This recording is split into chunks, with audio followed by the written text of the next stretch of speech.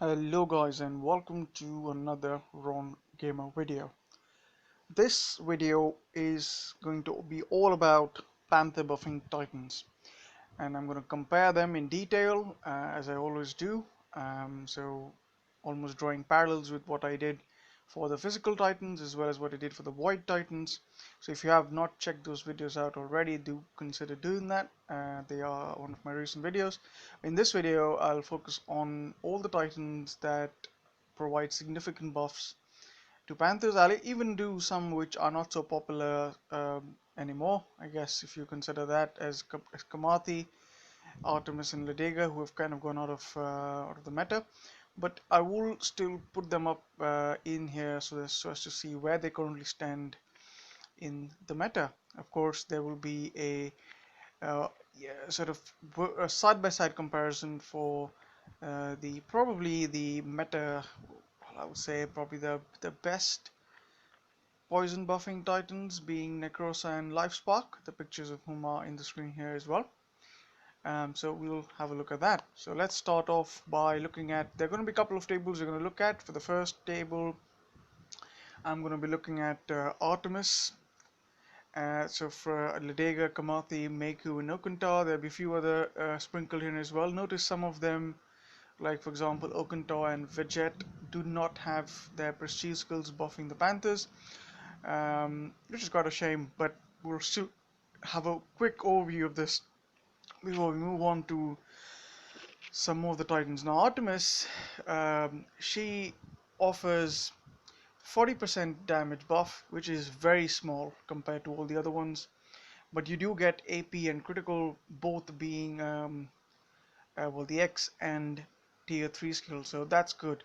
You also get a level 2 defensive buff, so this could actually this is normally a resist skill, but you could also get a health, so you could also get an armor, and but you will get a X health or X armor skill with this Titan, and you get 5 Omega Panthers, and she is one of the very few um, Titans that actually offer Omega Panthers in the game.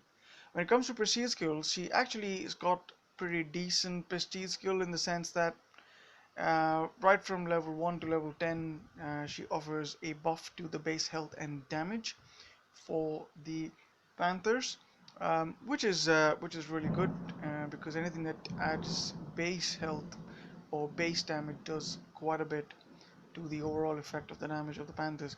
But because you're starting off with just a 40% damage buff, that isn't going to do a lot, and because of this, it she may not be the one you want to go for.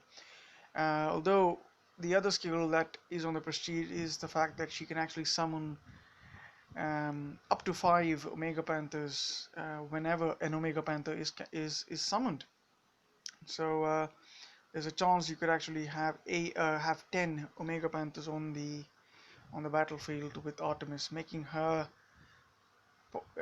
probably the second most, as we shall see, Omega Panther summoning Titan. Next we have Ladega. Is still quite decent in the fact that she has an X damage. Notice the massive difference between Artemis and Ladega with a 140% difference. Not only do you get a defensive 2 and defensive X buff, you also get another defensive 2, and quite favored are getting two different resists of 72% each. So if you get 72%, let's say, resistance to physical, and you get 72% to lightning, that coupled with, let's say, an armor X skill, that's probably quite nice to get on your Ladega. Now Basati, who also has similar skills to Ladega, is probably a lesser version and unfortunately completely out of the meta now. Let me zoom in a bit so that this is a bit clearer. So Ladega offers some, gives you 36% health. This is a default skill that you will get, and you get 60% damage, so you're assured some damage and health.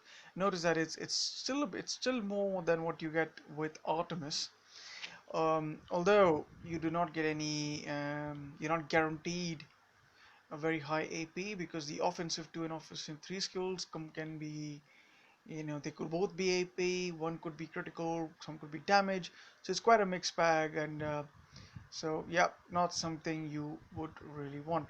The prestige skill is a real letdown, given the fact that apart from the same base health and damage buff which you get, which is in fact, although if we had to say at this point, it is better than what you get with Artemis, given the 180% buff that you get from the skills. But the enemy death effect that you get with prestige skill here is that you get a marginal improvement in the AP and armor, which is only 25% at level 10. So yeah, but Ladega, if you look at her just based on her base health and damage buff for the prestige, is still considered decent. Um, so she can have some space, but not someone you would really want to use in a very high level of gameplay. Now Kamathi is the one actually I always wanted to have. She's an old poison berserker, and she offers all offensive skills for Panthers, and having two level 1, two level 2, and one level 3 offensive skills.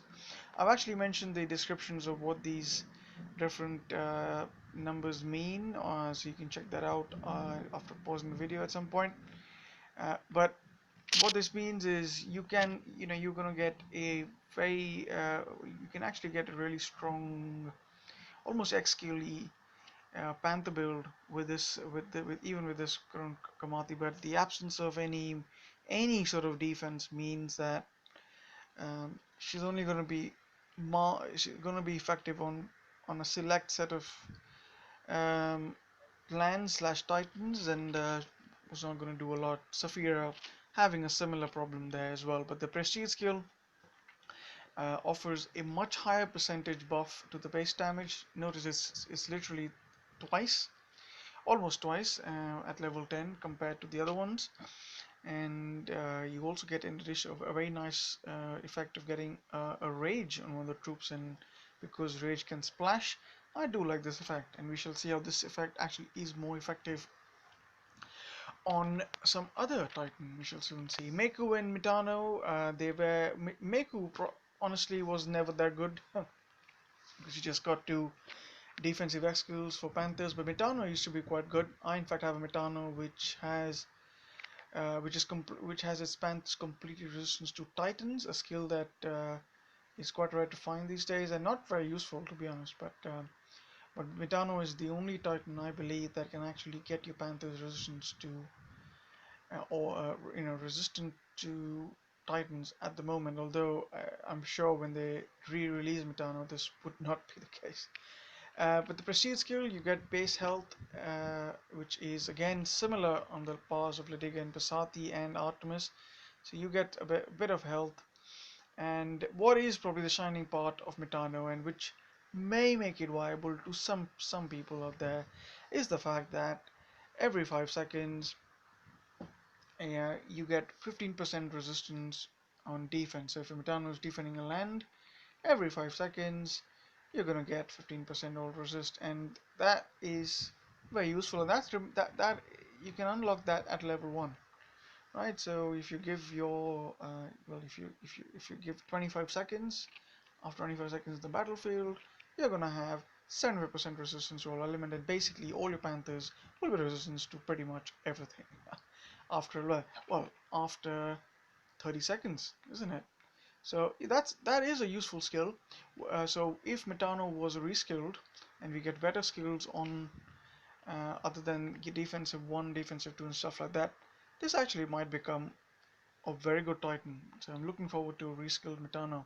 Okunto is one of those stores, not unfortunately one of the worst ones out there, because of the fact that you get again no health buffs for the Panthers. You just get 5 Omega Panthers, and if you compare this actually with Artemis, you'll notice that um, Okunda pretty has, you could say, does better job in terms of the damage, but you don't get any any armor piercing, and that is quite bad.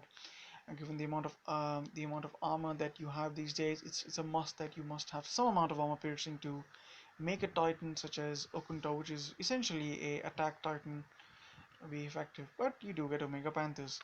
But fortunately, to add to the misery of Okunta, his skills do not buff Panthers at all, which is actually kind of the story with most of the Taurs, the Infiltrator Titans.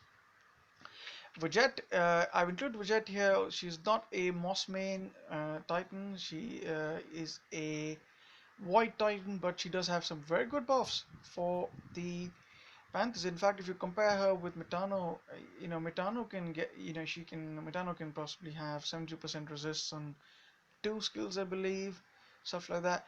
But Metano can just just off the bat, you get 40% resistance to all elements, and you get 40% resistance to range, and that can be quite useful on defense, especially if you have the 5-star shield and sword relic.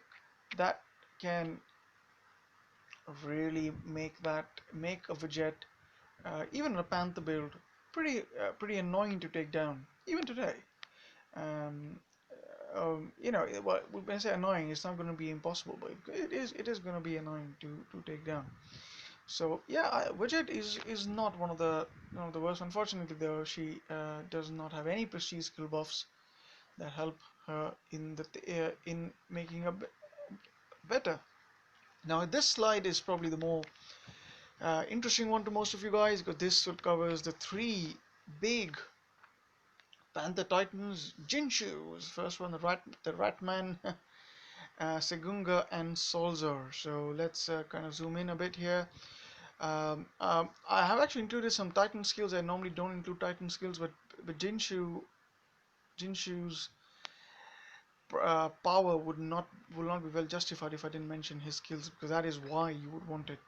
Jinshu is not someone you would really want to level based for the Panther skills, but as luck has it for him, the Panther skills are pretty good.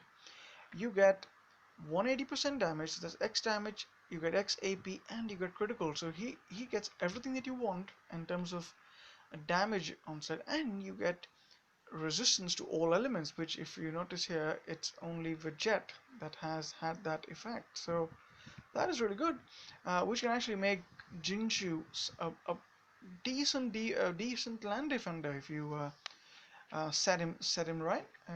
So if you look at it, because you get 40% all elemental resist, now that's really good. But the absence of health and armor means that he's only going to do so much when it comes to Panthers. His real power is his own skills, and you get X damage, X AP, X critical, literally everything you would want. You get 117% health, so that really sets him apart from most of the other infiltrators. In fact, I don't believe there is any other infiltrator in any other poison infiltrator in the game that has this effect. So he is the apex solo poison titan in the game. You get that. You also get plus 35% base damage, so that only makes his damage even better, and you get 35% base health as well. So he's really strong on his own, and you get some melee resist, which all helps in making it stronger. Jinshu is one Titan which goes really well with the Trickster's Blade Relic if you have it, because you already get the 88% AP, and you can get to 200% AP by getting the relics sorted out. So that's good. And the other unique effect is that you get 4 times critical damage, which is very unique to Jinshu and not present on many and on almost no other Titan, but there are a few, almost no other Titan in the game. His prestige skills are actually very good, and which makes me put Jinshu high on the list of Titans you would want to consider prestiging up in the poison class. You get 80% base damage going up to prestige level 10, and notice this is the same set of skills, prestige skills you get for Segunga as well. Every time an enemy dies at level 1, you can summon 2 Omega Panthers, and this goes up to 5 at level 10. Now, keep in mind that when we talk about this, getting Jinshu to level 10 would require up to 15 Titans if you at the least, or 18 Titans to the max. So you're not going to be, it's probably best to look at the stats at level 1 to think of whether you want to unlock it. So you can just think of it as, if you get him to level 1, you get 80% damage buff, and you'll get 2 Mega Panthers, which isn't a bad thing for Jinshu. So it's one of the I would almost say a no-brainer Titan to go ahead and prestige up. Segunga, if you just before we go on to the Panther skills, we compare the Titan skills. Segunga actually puts out more damage himself in the sense that you get 380% damage buff, but there's no base damage buff. So Segunga also can pack a real punch in the game. And notice the fact that he comes with 200% AP and 70% critical. And this is absolutely fantastic. Notice all these stats are higher than Jinshu. And what else you get with him? You get 90% resistance to void and ice, so you just don't have to worry about it. And also, better than Jinshu, you get more melee and more range resist. And all of this, what it really means is that if you put in the Trickster's Blade, you will get your Segunga maxed out to melee and ranged, and you can choose any element you want, and get resistance for that out, and Segunga can be your solo artist as well. So Jinshu and Segunga, very good even as solo titans. Jinshu probably more preferred as a solo titan, but Segunga's real strength is in the Panther skills. Notice the absolute madness in the Panther skills. You get 40% damage, 150% AP, 70% critical. So very easy to get the critical to 100. AP, you can ramp that up quite high. 180% health, so you get X health, you get armor, which is even more than that's almost like twice X skill armor, and you get 90% wide and ice resist off the bat, and it's 50% melee and ranged for the Panthers also. So he is by far, from the Titans you've seen so far, the best Panther buffing Titan. There will be one more we look at, and you can probably take a guess who it might be, but we shall see that very shortly. Solga, I thought of mentioning here because you do get you get almost you get the same damage buff as Segunga, and you also get some health for the Panthers. But notice you do not get any critical, you get no armor. That said, though, the buff that is provided here, if you compare that what you get with Jinshu for the Panthers, it isn't too far, but the limitation of Solga is going to be that if you consider getting Solga on a Panther build, you will not have as many relic options open to you because Solga is a lightning titan and not a poison titan. So yeah, that's just something to keep in mind. Hades, I want to mention just because you get X damage, X AP, but again no health, makes him very glass cannony. Marmesh, an old school one, Fire Titan as well. You get something as well. Some pretty useless Arca, Tanza, and Akusi. I won't even talk about those. But no. But one thing to keep in: Segunga, Solga, and all the Titans in this column, unfortunately, have no prestige skill buff for the Panthers. So that's kind of a letdown. Um, but I think I guess from the defense of the developers, at least for Segunga, they were like, well, we've given you everything you need when it comes to the pan to his innate skills. They probably didn't want to go ahead and do anything more. Salza there, on the other hand, notice that his skills compared to Segunga are quite well matched. You get little less damage, same AP, but no critical, and so that's what separates him from Segunga a lot. You get the same defensive buffs, except you don't get a ice resist. You get a lightning resist, which is actually better in my opinion when it comes to getting a defender out. So, but Salza being a fire titan, there are limitations to the number of relics you can put on him for buffing the Panthers. I haven't mentioned the Titan skills here. I don't think that's quite relevant. But he does have quite good Titan skills as well as a ranger. Right, so that's also. Notice also the difference that you don't get any melee and range resist, so which will definitely make Segunga a much better defender as well than Solza when it comes to Panthers. But one of the things which I mean I thought I decided to include the prestige skills for Salza, but to be honest, doesn't do much for the Panthers. But notice what happens when an enemy dies. You get 5% extra armor and AP for your Panthers. Now, what that means basically is that if you kill 5 enemies, let's just talk about level 1, you're gonna get 5% extra armor and AP, which is a very useless skill when it comes to Panthers. Um, but you know, because there's a skill, I included it. But Sulza is not the one you would want to level up when it comes to Panther. So between in these three, if you had to choose one to go to kind of work on for Panthers, I would still stick with Segunga, even though he doesn't have any pursuit skill for the Panthers. But so yeah, if you want to consider one maxing up, working on one, Segunga should be your first choice in my opinion, followed by Jinshu, followed by Soldier. Here's the big one, guys. We're going to compare the two Divine Titans available at 12,000 slash 15,000 Divine Gems. Well, you can 12,000 lets you pull um, or one of these two by random choice or whatever, and 15k lets you pull one of those individually, I think.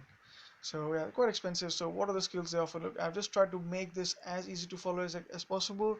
It is quite a mess trying to understand the skills, but I'm trying to put the similar skills side by side.